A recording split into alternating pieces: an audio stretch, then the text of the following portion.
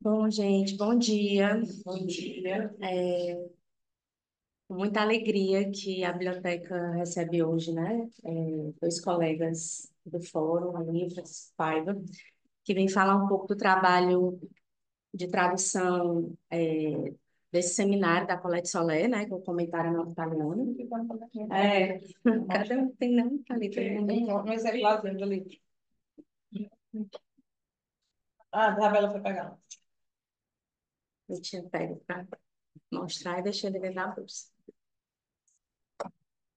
Então, esse seminário, né, que a Colette Soler faz o comentário ao texto de Lacan, acho que em 2007 esse trabalho dela, né? Sim, para poder te ver, tu falando. Vou pegar pouco para gravação. Legal? Então, bota aqui para ti. E depois a gente Depois vê. vai ver. Pronto. É... Tá bom. Para lá. Para lá, que eu não quero tirar tão redondo. E para cá também. Então, então, e aí a gente recebe hoje os colegas que trabalham na tradução, né, desse seminário, de um texto que completou 50 anos, né, de 73, esse texto do Lacan. Um texto que, embora seja curto, né, é extremamente denso.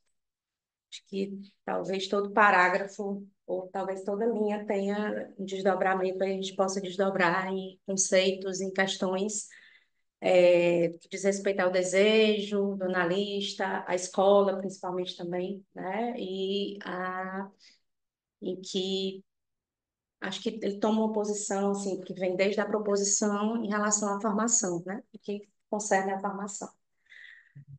Mas passa a palavra aos colegas, né, falar um pouco disso e depois a gente abre o debate. O livro esgotou, a gente achou que hoje teria algumas unidades para vender, mas vendemos todos, né, antes disso. Mas segue, né, a venda, quem tiver interesse, segue para vender no site da Ale, vocês podem comprar lá. Então, bora lá. Então, bom dia, gente. É, eu, primeiro, agradecendo a Paula, né, por essa atividade da biblioteca aqui do Fórum. Acho que a gente pode convidar já para a próxima atividade, né, na Isso, na quinta-feira. quinta-feira. Você quer falar já, Ana Paula? Isso, quinta-feira a gente tem o Varanda, né, que é uma atividade dentro da biblioteca, que esse ano a gente está discutindo alguns livros da Clarice Lispector. E na próxima quinta a gente vai estar aqui com o livro Uma Aprendizagem, um livro dos prazeres. Então, sintam-se convidados a estarem presentes. Então, a gente está agradecendo a Paula, né, por a gente estar nessa atividade, agradecer também a Thalita, que ajudou a organizar também esse evento aí com a gente. A ideia era que a gente fizesse um evento para animar a venda dos livros, né, e a gente já recebe essa notícia de que é para comemorar agora, né? E... Deu certo? Pronto. É só para fazer aqui uma cortina, porque não estava para ver Ah, tá bom. aqui o vídeo. É, e fazer um agradecimento também, né, especial à Lia, por quem a gente passou esses muitos meses traduzindo esse livro, nos domingos à noite. Era 2 anos traduzindo esse livro, então foi uma experiência muito bacana. E aí eu trouxe alguns pontos aqui, meu texto não é muito longo, trouxe alguns pontos para a gente discutir. Acho que mais interessante depois vai ser escutar também vocês e de repente a gente conversar. É, então, a edição deste livro, que muitos de vocês já podem ter em mãos, foi fruto de um trabalho de um cartel intercontinental e plurilingüe intitulado O Analista, Produto de uma Análise e Sua Direção à Escola. Alguns anos, acho que já há alguns anos, houve uma proposta de que a gente fizesse cartéis intercontinentais e que fossem bilíngues também. que houvesse duas línguas assim faladas e que a gente fizesse tanto com pessoas participantes desse continente, da América, como da Europa, né? Então, e, e o tema que fossem temas ligados à escola, né? Diretamente à escola, né? Então, o nosso tema, o tema desse cartel foi o analista produto de uma análise e sua direção à escola, né? Que teve como um de seus produtos a tradução do comentário da Colette Solé para o português. Esse cartel surgiu dentro de uma proposta, né, de realização de cartéis internacionais em que houvesse um encontro de línguas diferentes, direcionadas ao estudo de temas relativos à escola. Trabalhar numa escola plurilingüe implica ir além da língua materna e encontrar a língua própria de cada um, sabendo que há sempre algo que resta impossível de transmitir. Dizer que nossa escola é plurilingüe não é apenas apontar para a dimensão das muitas línguas faladas na comunidade, português, espanhol, francês, etc., mas é afirmar a dedicação ao cultivo do discurso analítico, levando em conta o saber inscrito em Lalang, que constitui propriamente falando o inconsciente. É incluir a sustentação pelo mais íntimo da língua de cada um, pelo estilo próprio que traz o compromisso com uma singularidade radical. A psicanálise propõe acreditar nas virtudes, a psicanálise propõe acreditar nas virtudes da língua, não como vetor da comunicação, mas justamente como traço da singularidade radical do sujeito. Assim, ela propõe criar um dispositivo de fala e escuta entre um que fala uma língua singular e única a outro que não a compreende e também não lhe responde. Ao falar sobre sua experiência como passadora, Elodie Valete, na Wunsch 22, a revista Wunsch é uma publicação dos fóruns, né, da escola, e ela acho que está no número 24, está disponível, todas estão disponíveis online. Essa é a número 22. Ela afirma que para traduzir é preciso primeiro consentir com o fracasso. Impossível tradução. Traduzir é trair? No famoso provérbio italiano, tradutore, traditore, temos a ideia de que concessões são necessárias em um processo de tradução. Então, podemos dizer que, em certa medida, o fracasso é inerente à tradução. Escolhas e caminhos são tomados na passagem de uma língua para outra, e se há escolha, há perda. Aqui encontramos certa ressonância entre o trabalho de tradução desse livro e o trabalho de transmissão no dispositivo do passe. O passante relata seu testemunho ao passador, que busca por transmitir o que recolheu daí para o cartel do passe, que então decidirá por uma nomeação ou não.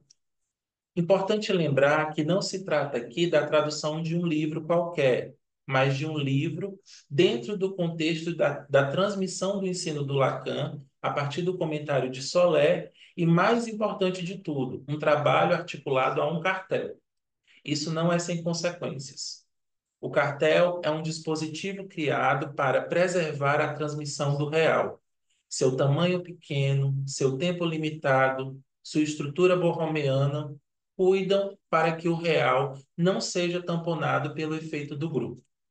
Assim, o compromisso não era apenas o de traduzir um livro ou de tentar preservar ao máximo as ideias da autora, claro que isso existia, mas a implicação pessoal nesse processo era uma constante. Para a transmissão dentro do dispositivo do passe, Elodie aprendeu com sua própria experiência. Ela escutou relatos tanto na língua francesa, que é a língua materna dela, como em inglês, né, que era a outra língua que ela também falava. E aí ela vai recolher uma coisa dessa experiência. Os testemunhos escutados em língua estrangeira pareciam mais afinados com a função de passadora. Escutar mal é ouvir melhor. Porque em uma língua estrangeira, escutar é diferente. A compreensão sendo aquela da língua não materna, existem necessariamente palavras, alusões que vão escapar, que escapam. Existem referências culturais que vão escapar. Ouvir é necessariamente imperfeito. É naturalmente o caso de qualquer escuta, necessariamente parcial, incompleta.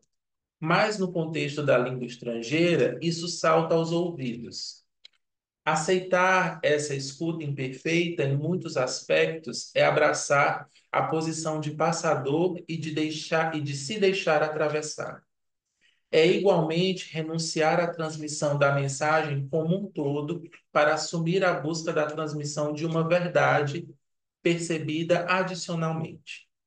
Tal verdade que se veicula apenas por ser verdade mentirosa, meias verdades, diante do impossível de dizer tudo inerente à língua.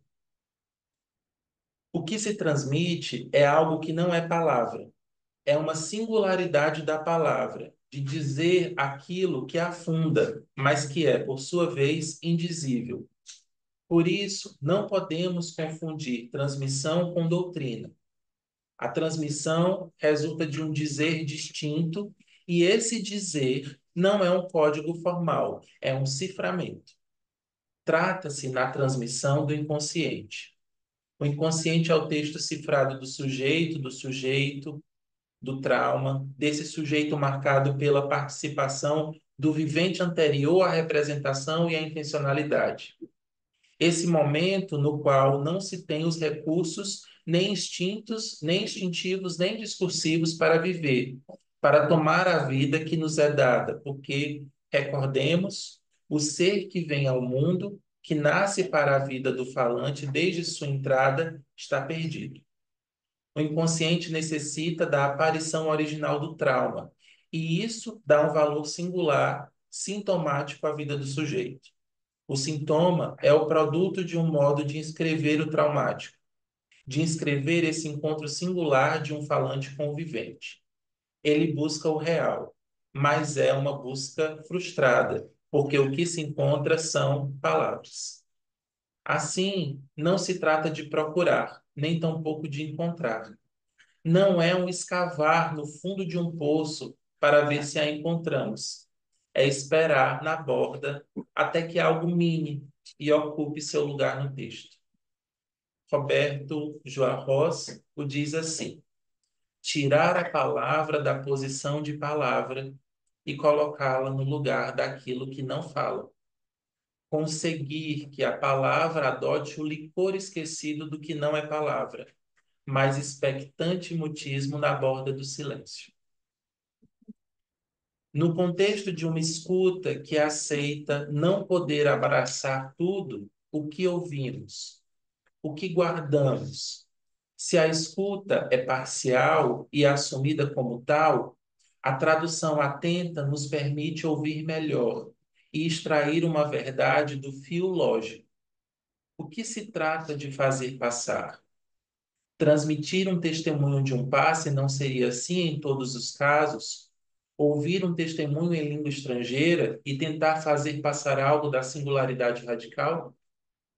Assim é que podemos pensar em traduções que vão desde esforços diante de uma escola que é internacional e plurilíngue, até as traduções envolvidas na verificação da existência do analista produzido em uma análise.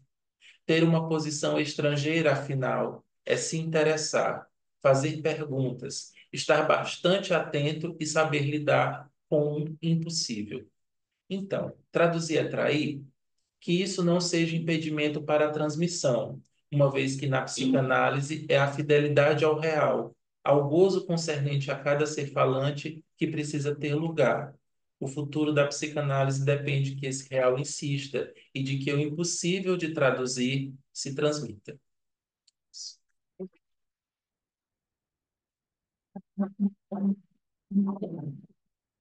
Obrigada. Ai,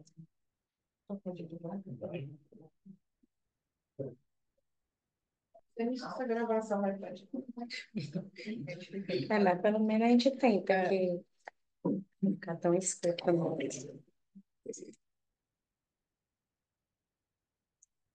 Bom, gente, é, nós não conversamos sobre os textos, né? Então vai ter muita coisa repetida do que o Paiva trouxe, o que eu trouxe, mas acho que você fez uma articulação aí que me interessou muito com a questão da função passadora, gostei mais. Bom, eu dei o nome do meu texto, 10 horas, 100 florins e R$ 1. Qual o lugar da tradução para a comunidade analítica? O que move alguém a querer traduzir um texto? A que produto se chega no final? Parto dessas três questões para não me perder no que tenho a dizer a vocês. Primeiro, começo por lembrar que não estamos numa comunidade qualquer. Estamos numa que escolheu sustentar a opção por ser uma escola internacional e plurilingüe. Esse é um dos motivos que me fez escolher e continuar escolhendo ainda hoje a Escola dos Fóruns do Campo Lacaniano. Estar entre outros modos de fazer com a língua é algo que me interessa, pois nos leva a entrar em contato com o estrangeiro, não o do outro, mas o que nos habita. Quando falamos a mesma língua, fica em jogo a ideia de que nos entendemos. Quem não se comunica se trumbica, dizia o velho Chacrinha, que muitos hoje em dia nem devem saber quem é. É uma falácia. Quem não se comunica se trumbica e quem se comunica também. Há uma língua estrangeira não só com relação ao outro, mas na experiência mesma de habitar o próprio corpo a partir da linguagem. Lacan, num texto chamado Mal Entendido, texto já final já do seminário chamado A Dissolução, diz o seguinte: o parletre em questão geralmente se reparte em dois falantes que não falam a mesma língua, dois que não se ouvem falar, dois que não se entendem pura e simplesmente, dois que se conjuram para a reprodução, mas como um mal entendido realizado que o seu corpo veiculará com a dita reprodução. Não há entendimento na linguagem. Na verdade, o que há é sempre mal entendido. O verbo é inconsciente, ou seja, mal entendido. O homem nasce como mal entendido. O corpo só aparece no real como mal entendido. É esse o material com que o psicanalista lida na sua experiência. Por isso, podemos dizer que estamos sempre às voltas com a tradução e seus fueros, como chamou Freud na Carta 52. Somos compelidos a traduzir no litoral entre aquilo que nos chega da experiência, como que invadindo nosso corpo, e a exigência de trabalho de tradução que é feita ao pensamento. E nisso que se traduz, alguma coisa resta sempre lost in translation, irrecuperável, mas inexoravelmente presente a cada vez que tentamos nos dizer. O impossível, no entanto, tem um lugar precioso na psicanálise. Ele não nos paralisa, mas nos coloca a trabalhar. Traduzir um texto, portanto, é um trabalho movido pelo fato de estarmos numa escola plurilingüe e do desejo de que o texto possa chegar a outros lugares. A questão que fica é: o que é que chega? O que é que se transmite? Portanto, do impossível em jogo na tradução. É do não todo que depende o psicanalista, diz Lacan na nota italiana. O encontro com o furo se faz na topada com o impossível, com que não cessa de não se escrever. Fazer escola é, diante disso, poder provar algo da contingência, entendida como um modo de apresentação do real, mas de forma que, quando ele comparece, é possível ler seus efeitos. Ele, o real, se deduz em termos de afetos, angústia por vezes, mas também espanto, surpresa, signos de um saber que afeta o corpo e por isso deixa uma marca que pode ser lida por aqueles que estejam, por sua própria experiência, dispostos a essa leitura. Tem muito a ver com a função passador que o Padre colocou, né? Há uma experiência que se lê, e dessa experiência se extrai algo que cai como escrito. É isso que vai poder ter efeito de transmissão. Mas para que algo caia, é preciso primeiro que se escreva a estrutura. Foi assim que Lacan pensou o dispositivo da análise, mas também o cartel e o passe, que são solidários da sua lógica. O trabalho de tradução como produto de um cartel tem suas especificidades, como o Weber já apresentou também. Não é uma mera tarefa. Ele coloca em jogo o ter que lidar com o furo e com o real que aí turbilhona. Só aí, no furo esculpido, na esteira da estrutura, o indemonstrável pode fazer prova, como diz o texto de Anita Scovitch. É um texto que está publicado na revista Wunsch, se eu não me engano, número 13. Eu esqueci de colocar a referência. Cito-a. São efeitos de afeto que se produzem, que caem ao lado de um membro a outro do cartel. Não são enxertos de saber, são efeitos que descompletam e se produzem a partir da disjunção. Estamos sempre nessa fronteira quando elaboramos em um cartel. É um compartilhamento do saber que não é uma medida comum, pois ele é sempre descompletado. Fecha aspas. No processo de tradução de um texto em um contexto de cartel, portanto, o que é preciso extrair da estrutura para que esse efeito se produza? Entendo que a primeira coisa que se impõe é que não tomemos o texto como cânone, nem tampouco correr o risco de conspurcá-lo, onde permaneceríamos no discurso religioso, que atribui à palavra a autoridade de quem a profere. Lacan mesmo nunca se colocou nesse lugar e chega a dizer que é preciso um pouco de topologia para nos arriscarmos a sair do embaraço em que caem os psicanalistas quando tomam o saber como um saber referencial, aquele que se referencia por um outro sujeito suposto saber, para acessar um saber que é textual, aquele que está em jogo na demonstração de uma formalização lógica e que geralmente se mostra encoberto pelo primeiro. Né? Então, Lacan chega a dizer isso, que é preciso a gente o trabalho de escola implica nisso, da gente poder sair de um saber referencial, né? É assim porque fulano disse, inclusive o próprio Lacan, né? Para poder a gente passar para um saber textual, que é aquilo que se extrai de algo que é formalizado a partir de uma lógica. Né? O saber textual é solidário da lógica do não todo, porque convoca o leitor, tradutor no nosso caso, a extrair do texto o indemonstrável do real em jogo. Aqui, a palavra, enquanto letra, é tomada em sua materialidade e não remete a nenhuma transcendência. Essa passagem do referencial ao textual é, portanto, algo que diz respeito à formalização da experiência, algo que está em jogo na formação do analista como produto de uma análise na sua relação com a escola. Assim, podemos dizer que se o tradutor é traidor, o é por fidelidade ao discurso analítico e à ética que preside o nosso trabalho em escola. Só assim há alguma chance de transmitir algo desse desejo maior do que tomar o outro no colo ou jogá-lo pela janela. Para finalizar, gostaria de agradecer ao meu parceiro de trabalho nessa tradução. Quando comecei a escrever esse texto, fui fisgada pelas primeiras linhas da Carta 52, da qual tirei o título do meu texto, e na qual acho que Freud testemunha dessa outra satisfação em jogo e do seu desejo de analista. Nessa carta, ele se dirige a Fliss assim: Querido Wilhelm, hoje, depois de ter desfrutado, por uma vez na vida, da dose integral de trabalho e honorários que preciso para o meu bem-estar, 10 horas e 100 florins, estou morto de cansaço e mentalmente revigorado. Morto de cansaço e, ao mesmo tempo, revigorado. É uma satisfação que ressoa para mim com o que uma psicanálise é capaz de fazer. Assim, é parafraseando Freud que eu queria dizer.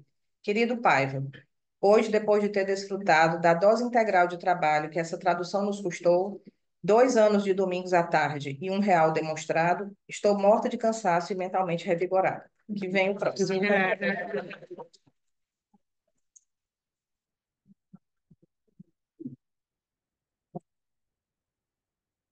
Obrigada, Lia.